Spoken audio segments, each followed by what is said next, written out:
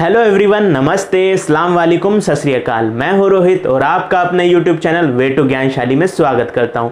हमने पिछली वीडियो में जाना था या आपको बताया था कि जो आर्टिकल 12 है, हम उस स्टेट की परिभाषा में आके शामिल किसको करते हैं, या कहें जो विजिबल पार्ट होता है गवर्नमेंट एंड स्टेट, उसे हम उसके अंदर शामिल करते हैं जिसके हाथ में पावर होती है, शक्ति होती है। अब जो आर्टिकल 13 होगा जिसे आज हम जान रहे हैं, उसमें हम बताएंगे कि एक इनविजिबल पार्ट भी होता है। स्टेट और गवर्नमेंट है वो अपनी जो शक्ति है उसे यूज कैसे करती है, उसे हम कहेंगे इनविजिबल पार्ट, या कहीं जानने के लिए, याद करने के लिए इसे कहेंगे मिस्टर इंडिया। आखिर ये मिस्टर इंडिया है क्या, आखिर ये इनविजिबल पार्ट है क्या, जिसकी आज हम चर्चा करेंगे। चलिए फिर हम शुरू करते हैं। देखो, आर्टिकल 13 कहता है laws inconsistent with fundamental rights, या कहें मूल अधिकारों से असंगत विधियां। अगर आपको यह नहीं समझ आ रहा तो इसे सरल तरीके से हम जानते हैं, राज्य एवं सरकार द्वारा शक्ति का उपयोग, यानी जो राज्य होगी, जो सरकार होगी, जिसे हमने स्टेट की डेफिनेशन में रखा था, कोई भी वो अथॉरिटी होगी जो आर्टिकल 12 में है, जो हमें खुली आंखों से दिखाई दे रही है, विजिबल है, उसको जो शक्ति का उपयोग करेगी, शक्ति का उपयोग कैसे करेगी, कानून बनाकर, नियम बनाकर, या कहें सूची बनाकर, उस तरीके से क्या करेगी, ये स्टेट एंड सरकार अपनी पॉलिसियों को इंप्लीमेंट करेगी, या कहें शक्तियों को उपयोग करेगी। और वो शक्तियां जो होंगी, क्या वह व्यक्ति के मौलिक अधिकारों का हनन करेगी, यानी कि मूल अधिकारों से असंगत विधियां। अगर वो मौलिक अधिकारों का हनन कर रही है तो उस समय क्या करेंगे, उस पॉलिसी को सुप्रीम कोर्ट क्या कर देगा, माइनस या जीरो। माइनस का मतलब हो गया उस पॉलिसी जो आएगी या नियम आएगा या अधिसूचना आएगी, क्या कर देगा सुप्रीम कोर्ट, उसको कम कर देगा, या कहीं उस पार्ट तक उसका अल्पीकरण कर देगा या उसे कम कर देगा जहां तक वह व्यक्ति के मौलिक अधिकारों का हनन करती हो। फिर बात आई जीरो की। अगर वह जो कानून आया पूरी तरीके से क्या करे, पूरी तरीके से वह व्यक्ति के मौलिक अधिकारों का हनन करे, तो सुप्रीम कोर्ट क्या करेगा, उसे पूरा ही जीरो कर देगा। तो यहाँ पर गेम क्या है, ये पूरा खेल क्या है, आर्टिकल 13 में बस यही कहता है कि माइनस और जीरो होगा, सुप्रीम कोर्ट की भूमिका होगी या कहीं हाई कोर्ट की भूमिका होगी, और साथ ही साथ सरकार की और राज्य की जो शक्ति होंगी, जो पावर होंगी, जो कानून के रूप से, हमने कहा ना इनविजिबल। जरा देखो, संसद हमें दिखाई देती है, विधानसभा में दिखाई देती है, सरकार के मंत्री हमें दिखाई देते हैं, और क्या वो कैसे काम करते हैं, वो पावर का यूटिलाइज कैसे करते हैं, वो कैसे करते हैं, कानून बनाकर या कोई एक नियम बनाकर या गाइडलाइंस बना करके। तो वो क्या हो गया, हमें कानून दिखाई थोड़ी देते हैं, इसलिए हमने इस पार्ट को कहा है इनविजिबल। आर्टिकल 12 विजिबल हो गया और आर्टिकल 13 इनविजिबल। इसलिए मिस्टर इंडिया, मिस्टर के इंडिया का कहता था कि वहां पे अपने दुश्मनों को प्रभावित करता था, वो दिखाई नहीं देता था। वैसे ही कानून क्या है, हमें प्रभावित करता है, हमारी शक्तियों को बढ़ाता है, हमारे सामाजिक, आर्थिक, राजनीतिक विकास की चर्चा करता है। तो ये इनविजिबल पार्ट हो गया, याद रखना। ये करने का तरीका है, विजिबल पार्ट आर्टिकल 12, अनविजिबल या इनविजिबल आर्टिकल 13। ठीक है, तो माइनस और जीरो कर देती है कौन, सुप्रीम कोर्ट या हाई कोर्ट। अब बात करते हैं कि इसके अंदर आर्टिकल 13 के अंदर जो शक्तियां बताई गई हैं, वो पावर जो स्टेट और सरकार पावर यूज करती है, वो कैसे यूज करती है। तो सबसे पहले 4 कैटेगरी में इसे बांटा गया है। जो सबसे पहली कैटेगरी है ना, वो है परमानेंट लॉज, यानी कि जो हमेशा निश्चित हो, निश्चित लॉज यानी परमानेंट लॉज। परमानेंट लॉ को बनाती है हमारे यहाँ संसद है, विधानसभा है, उसको ये जिम्मेदारी दी गई है कि देश के अंदर कानूनों का निर्माण करे। तो ये क्या हो गया, हमने कहा था ना स्टेट एंड गवर्नमेंट की बात करी थी, लेजिस्लेचर की बात करी, तो हमने बताया था हमारे देश में 2 स्तर पर सरकार होती है, अब तो तीसरे स्तर पर भी है, पंचायत वाली। तो वह जो कानून बना रही है वो परमानेंट लॉ होगा। अब परमानेंट लॉ हमें इनविजिबल है, दिखाई नहीं दे रहा है, तो क्या हो गया, अगर ये जो परमानेंट लॉ होगा व्यक्ति के मौलिक अधिकारों पर प्रभाव डालता है, उनके मौलिक अधिकारों का शरण करता है, प्रभावित करता है, तो सुप्रीम कोर्ट क्या कर देगा, माइनस और जीरो कर देगा। ठीक है, अब दूसरा देखें, टेम्परेरी लॉ। टेम्परेरी लॉ क्या हो गया, इसे इस तरीके से याद करें, राज्य का सर्वोच्च पद क्या होता है। भारत के अंदर सबसे बड़ा पद कौन सा है, भारत के अंदर सबसे बड़ा पद राष्ट्रपति है। वहीं जब स्टेट की तरफ चलें तो स्टेट की तरफ हमें सबसे बड़ा पद कौन सा देखने के लिए मिलता है, हमें वहां राज्यपाल देखने के लिए मिलता है। तो ये यही बात की गई है जो हमारे कार्यपालिका का प्रधान होता है, चाहे वो राष्ट्रपति हो, राज्यपाल हो, क्या करते हैं उसे सर्वोच्च पद कहते हैं, और वो कुछ टेम्परेरी लॉ बनाते हैं। ठीक है, टेम्परेरी लॉ का मतलब ये हो गया आर्टिकल 123 यानी कि 123, इसमें कहा गया ऑर्डिनेंस की बात की गई, अध्यादेश की बात की गई, जब संसद के अंदर सत्र नहीं चल रहा होता है तो क्या करते हैं, सरकार या कार्यपालिका राष्ट्रपति की मदद से अध्यादेश लेकर के आती है और उस समय वो कानून लागू हो जाता है। ठीक है, डिटेल में अध्यादेश को बाद में देखेंगे जब हम संसद पढ़ रहे होंगे। तो अभी ये जान लें कि ये राज्य का सर्वोच्च पद है ना, टेम्परेरी लॉ, इसके पास भी पावर होती है, राष्ट्रपति के पास भी पावर होती है, राज्यपाल के पास भी पावर होती है कि वे अध्यादेश जारी कर सके।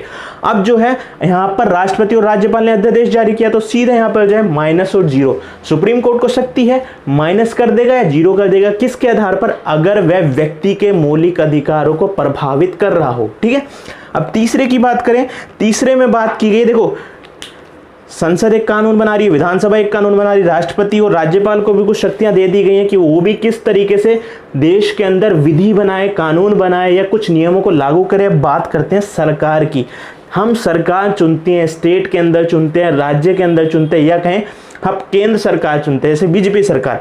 अब बीजेपी सरकार, अब देखें कोरोना काल में चले, कोरोना काल में गाइडलाइंस जारी कर दी गई या एक नियम बना दिया गया, आदेश भी दे दिया, ये कहें आदेश, कि जो देश के अंदर ऑक्सीजन के भी प्लांट हैं वो प्लांट सीधे किसको, हॉस्पिटल को ऑक्सीजन प्रोवाइड कराएं, यहाँ पर वो कारखानों या कहें हमारे जहाँ कंपनियां चल रही हैं वहां पर ऑक्सीजन को प्रोवाइड ना कराए। तो ये क्या था, सरकार का आदेश था। फिर हम कहते हैं कुछ नोटिफिकेशन जारी किया, यूपीएससी एक नोटिफिकेशन जारी करती है, या कोई भी एक नेट हो गया या कोई भी एक संस्था है जो एग्जाम कंडक्ट कराती है वो नोटिफिकेशन जारी करती है। और नोटिफिकेशन में क्या कहा जाता है, एक एक डिटेल बताई जाती है कि इस जो पोस्ट होगी, आईएएस आईपीएस की पोस्ट होगी, इसके लिए ये योग्यता आपके पास होनी चाहिए। नोटिफिकेशन, यहाँ पर आरक्षण इतने वाले बच्चों को मिलेगा, इसको नहीं मिलेगा, ये सब नोटिफिकेशन होगी। फिर रेगुलेशन, कि हम जो हमारी सरकार है, कोई कानून होगा या संविधान का एक आर्टिकल 14 है, आर्टिकल 14 में समानता की बात करती है, समानता को लागू करने के लिए सरकार कुछ कानून बना देती है, तो वो क्या हो गए, ये भी एक रेगुलेशन। तो ये कहा गया कि सरकार के पास जो अपने तरीके होते हैं ना काम करने के, जो सीधे जनता को प्रभावित करते हैं और हो सकता है वो कहीं ना कहीं क्लैश कर जाएं या उसके साथ संबंध स्थापित हो जाए मौलिक अधिकारों से, तो क्या होगा, वहां पर सुप्रीम कोर्ट की, हाई कोर्ट की आंख, दिमाग, कान सब कुछ खुल जाएंगे। और वो क्या करेगी, उस समय वो माइनस या जीरो कर देगी, किसको, उस कानून को, उस नोटिफिकेशन को, उस रेगुलेशन को, उस ऑर्डर को, सरकार के उस ऑर्डर को। ठीक है, अब अगली बात होती है जो सबसे इंपॉर्टेंट है, हम इस पर ध्यान कम देते हैं। हमारे संविधान सभा में बैठे जो सदस्य थे वो इतने, उनका दिमाग तेज था, उन्होंने भारत की पूरी स्थितियों को जाना था। वो क्या थी कि हमारे देश के अंदर कुछ ऐसी कस्टम्स हैं, कुछ ऐसी ट्रेडिशंस हैं जो हमारे लोगों को, हमारे देश के लोगों को, चाहे वो पिछड़े लोग हो, महिलाओं हो, बच्चे हो, उनको कहीं ना कहीं प्रभावित कर रहे हैं। और उस प्रभावित करने का कारण क्या हो गया, उन व्यक्तियों को मौलिक अधिकार समान रूप से नहीं मिल पा रहे हैं। तो इसके लिए क्या किया गया, इसमें डी ऑप्शन जोड़ा गया या डी पार्ट जोड़ा गया, जिसमें कहा कस्टम एंड ट्रेडिशन लॉ, जो सरकार ने तो नहीं बनाए मगर एक लंबे समय से हिस्टोरिकल रूप से हमारे यहाँ पे, चाहे वो धार्मिक आधार पर या सामाजिक आधार पर, हमने कुछ कस्टम्स एंड ट्रेडिशंस बना दिए। उसका सबसे बड़ी बात होगी, एग्जाम्पल से देखते हैं, 1961 में दहेज प्रथा, 1960 हमारे यहाँ दहेज प्रथा पहले से ये कि हमारे यहाँ दहेज दिया जाता शादी होने पर। तो क्या हुआ, हमारी सरकार ने, जो संघ सरकार थी, 1961 में इस डॉवरी सिस्टम को पूरी तरीके से इलीगल कर दिया कि अगर कोई ऐसा जबरदस्त, हालांकि वर्तमान में इंप्लीमेंट अभी भी ये हो रहा है, हम बिहार चले जाएं वहाँ पर पूरी तरीके से दहेज लिया जाए, कहीं भी चले जाए, कौन से भी स्टेट में चले, तो ये प्रथा आज भी देखने के लिए मिलती है, मगर ये क्या है, गैर कानूनी है, यानी कि अपराध है कानून की नज़र में। इसलिए उस कस्टम और ट्रेडिशन जो लॉ है उसको हम रिजेक्ट करते हैं। फिर एक और बात बताएं, देवदासी प्रथा, भारत में जो दक्षिण भारत वाला एरिया, मुख्य तौर पर दक्षिण वाले भारत वाले एरिया में देवदासी प्रथा देखने के मिलती है। हालांकि वो पहले सभी क्षेत्रों में देखने के लिए मिलती थी, मगर मुख्य रूप से आज भी जो प्रचलन में है वो देवदासी प्रथा आपको साउथ इंडिया में देखने के लिए मिलेगी, चाहे वो आंध्र प्रदेश हो, कर्नाटका हो, तमिलनाडु, फिर महाराष्ट्र आ जाए, गोवा, तो यहाँ पर देखने के लिए मिलेगी। इसमें होता क्या था, जो लड़कियां होती थी, औरत होती थी, उन्हें क्या किया जाता, जब वो जन्म लेती थी उन्हें मंदिर के लिए समर्पित किया जाता था, के, यानी कि आप भगवान के सेवक हैं, आप देव की दासी हैं, जो भगवान होते हैं उनके देव की दासी हो आप, तो आप जो मंदिर में पूजा पाठ का संचालन करेंगे, आपको यहाँ शिक्षा दी जाएगी। आप देखना कुचिपुड़ी हो गई, भरतनाट्यम हो गया, कुचिपुड़ी, कथकली, ये सब जो डांस फॉर्म है ना, क्लासिकल डांस फॉर्म है, ये देवदासियों की ही देन है, ठीक है। मगर होता क्या है, जब समय बाद बीतता गया तो इनका शोषण किया जाने लगा, चाहे वो शारीरिक शोषण हो, मानसिक शोषण हो। तो इसके खिलाफ क्या होता है, समय समय पर राज्य सरकार और केंद्र सरकार ने कानून बनाए कि अब देवदासी प्रथा की जरूरत नहीं है। उसके दूसरे स्टेज को देखें तो आप क्या कर रहे हैं, उनका शोषण कर रहे हैं, इसलिए देवदासी प्रथा को हम रिजेक्ट करते हैं। हालांकि शुरुआत में इसके कुछ पॉजिटिव रोल निकल करके आए थे, जैसे हम देखें कथकली, कुचिपुड़ी, इस तरीके जो डांस फॉर्म है वो निकल करके आई थी। तो ये क्या कहते हैं, कस्टम एंड ट्रेडिशन लॉ को हम रिजेक्ट करते हैं। अगर वो मौलिक अधिकारों का हनन कर रही है तो उसे माइनस और जीरो कर देगा सुप्रीम कोर्ट, या सरकार भी यहाँ पर कर देती है, ठीक है। अब बात तो इतना तो हमने जान लिया, 4 पार्ट इसके अंदर होते हैं, ठीक है। अब हमें पता ही है कि सुप्रीम कोर्ट के अंदर हम रिट दायर कर सकते हैं आर्टिकल 32 के तहत, फिर हाई कोर्ट के तहत 226 के तहत, यानी 226 के तहत जो सुप्रीम कोर्ट होगा, जो कानून बनाया है, जो शक्ति का इंप्लीमेंट किया, यानी कि अप्लाई कर रही है शक्तियां जो हमें इनविजिबल है, मिस्टर इंडिया दिखाई नहीं दे रही है, वहां पर सुप्रीम कोर्ट, हाई कोर्ट क्या कर देगा, उनकी समीक्षा करके उन्हें माइनस या जीरो कर देगा, ठीक है। ये फिर कहें, अगर आपसे ना जो एग्जाम होते हैं उसमें अक्सर पूछ लिया जाता है कि सुप्रीम कोर्ट की ताकत आर्टिकल 32 में, हाई कोर्ट की 226 में, मगर हम ये ध्यान नहीं देते हैं कि आर्टिकल 13 के 4 में, या कहें आर्टिकल 13 में, उसमें 4 भी बोल सकते हैं, डी भी बोल सकते हैं, खाली 13 भी बोल सकते हैं, उसमें बताया गया है कि सुप्रीम कोर्ट को न्यायिक शक्ति प्राप्त है, यानी न्यायिक समीक्षा प्राप्त है, जुडिशियल रिव्यू प्राप्त है। जुडिशियल रिव्यू का मतलब ये होता है जो भी ये इनविजिबल, ये चारों चीजें ना, जो भी ये इनविजिबल पार्ट होगा जो हमें दिखाई नहीं दे रहा, वो लागू करते हैं, और वो लागू करने पर मौलिक अधिकारों का हनन होता है तो हम उसे असंगत कर देंगे, यानी कि माइनस और जीरो कर देंगे सुप्रीम कोर्ट को, ठीक है। 13 को भी याद रखना, जिसमें न्यायिक समीक्षा की बात की है। अब जो न्यायिक समीक्षा हो गई, आखिर उसका बेस क्या होगा, हमारे संविधान में या समय समय पर हमारे सुप्रीम कोर्ट ने वो बेस भी हमें बताने की कोशिश की है, जिसके पीछे कॉन्सेप्ट दिए, वो थ्योरेटिकल बेस दिया है कि किस आधार पर हम जो नीतियां हैं, कानून है, नियम है, सरकार लाती है, उसे रिजेक्ट करेंगे। सबसे पहले बात करते हैं, पहला कॉन्सेप्ट हो गया आच्छादन का सिद्धांत, या कहें doctrine of Eclipse. Doctrine of Eclipse यानी आच्छादन, इसे याद करने का तरीका सबसे बेस्ट तरीका है, इक्लिप्स का मतलब होता है शैडो, शैडो का मतलब हो गया छाया, पेड़ हमें छाया देते हैं। वैसे ही कहा कि सवाल उठता है, यहाँ पर क्वेश्चन बनता है, यहाँ पर जो क्वेश्चन निकल करके आया, क्या अंग्रेजों द्वारा बनाई गई विधियां शून्य हो जाएंगी, यानी कि ध्यान दें, आज़ादी से पहले या संविधान लागू होने से पहले हमारे यहाँ देश में शासन अंग्रेजों ने किया, क्या उनके द्वारा बनाई गई विधियां देश के अंदर शून्य या माइनस या जीरो हो जाएंगी? तो सुप्रीम कोर्ट ने, हमारे संविधान निर्माताओं ने ये कहा कि वहाँ पर सारी चीज़ बेकार नहीं है, उन्हें आज भी हम इम्प्लीमेंट करते हैं, वही कानून आज भी हम लागू करते हैं, तो ये कहा कि वो नहीं होंगी। इसे ही कहा आच्छादन का सिद्धांत। मगर शैडो कर देंगे, क्या कहते हैं, उसे छुपा देंगे या उसे रिजेक्ट कर देंगे या माइनस या जीरो कर देंगे अगर वह मौलिक अधिकारों का हनन कर रही हो।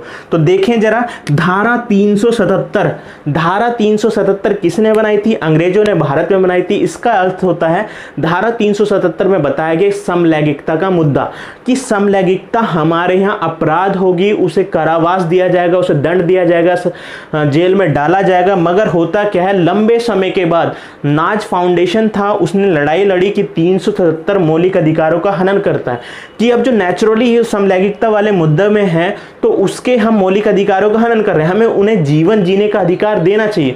अब वो प्रकृति ने ही उन्हें ऐसा बना दिया या वो बन गए हैं, तो फिर भी तो उनका मौलिक अधिकार है ही वो। तो सुप्रीम कोर्ट ने 2018 में कहा कि 377 जो है, अब भारत के अंदर समलैंगिकता जो है अपराध नहीं होगी। हालांकि आप यह जबरदस्ती किसी के ऊपर थोप नहीं सकते, यानी कि हम उस व्यक्ति को समलैंगिक बना रहे हैं या खुले में वो संबंध आप बना रहे। तो ये कहा धारा 370 भारत में अब इलीगल नहीं है, यानी कि अब अपराध नहीं है, इसे शैडो कर दिया हमने, ठीक है। अब धारा 124 से देखें, देखो धारा 124 से देशद्रोही की बात करती है, यानी कि देशद्रोह कानून की बात करती है। ये कहती है कि अंग्रेजों की बात करते पहले, अंग्रेजों ने जब इसे बनाया तो ये कहा था कि अगर कोई व्यक्ति सरकार के खिलाफ कुछ बोलता है, लिखता है, छापता है, उनके नियमों का पालन नहीं करता, सरकार के खिलाफ हिंसा करता है, तो वो क्या होगा, देशद्रोही होगा। किसके सामने?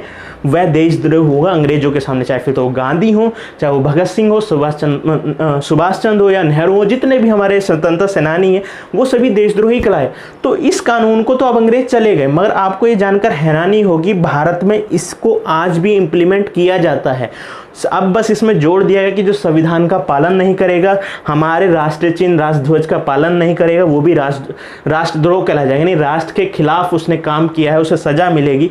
होता क्या है, सरकार ना समय समय पर अगर सरकार का कोई विरोध कर रहा है, उसने सरकार, देखो हमें बोलने की आज़ादी है, ठीक है, हमें बोलने की आज़ादी है, और किसान आंदोलन हो रहा है या कितने भी आंदोलन देखें, कुछ ना कुछ जो बोलने की आज़ादी आर्टिकल 19 हमें देता है, वो क्या होता है, कई बार हम उसका ना गलती से या जानबूझ करके मिसयूज़ कर देते हैं। तो सीधा क्या करती है सरकार ना, आर्टिकल धारा 124 ए लगा देते, तो क्या हो गया, वो देशद्रोह थोड़ी है, उन्होंने सरकार के खिलाफ बोला, देश के खिलाफ नहीं बोला। तो यहाँ पर सरकार इसका मिसयूज़ करती है, चाहे वो स्टेट हो चाहे साथ ही साथ वो सेंट्रल गवर्नमेंट हो। मगर क्या है, सुप्रीम कोर्ट या हाई कोर्ट समय समय पर कहता है कि सरकार इसकी समीक्षा करे, जुडिशियल रिव्यू कर, तो हम बोल रहे हैं, मगर आपकी जिम्मेदारी है कि आपका इसका मिसयूज होता है, मगर आज तक इसे ना हमने अभी तक सुधार किया ही नहीं, क्योंकि हर कोई सरकार अपने तरीके से इसे यूज़ करती है। आपने ये जान लिया आच्छादन का सिद्धांत।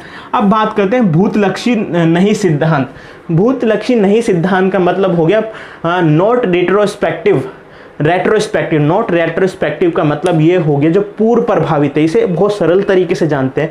सवाल यही है, क्या अंग्रेजों द्वारा बनाए गए नियम कानून उस समय जो बनाए गए और उसके तहत क्या हुआ, किसी व्यक्ति ने कोई अपराध कर दिया और उस अपराध के तहत उस व्यक्ति को सजा सुनाई गई, ठीक है, क्या उस सजा को हम शून्य कर देंगे या उसे जीरो माइनस कर देंगे? यही अर्थ निकलता है। सुप्रीम कोर्ट यहाँ कहता है, जो हमारे संविधान सभा में बैठे सदस्य, उन्होंने कहा कि मान लीजिए किसी ने किसी का कत्ल कर दिया और उस समय क्या था, उस समय अंग्रेजों ने कानून बनाए थे, तो उस समय जो सज़ा मिली तो सज़ा लाजमी है।